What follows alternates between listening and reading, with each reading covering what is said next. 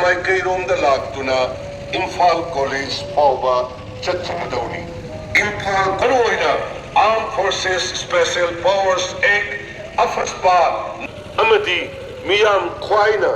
हैकत लेकत तंबा मियाम के खोंसत मियाम की मिफम असिदा अमुवा आइन ब्लैक लॉ सिंह असिगी मकुत्ता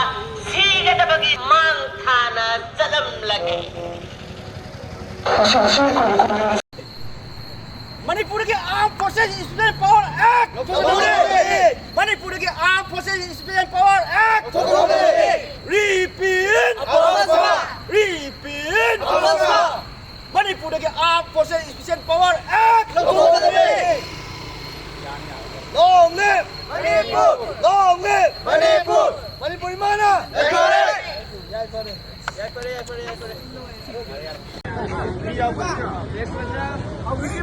Tangla mang da.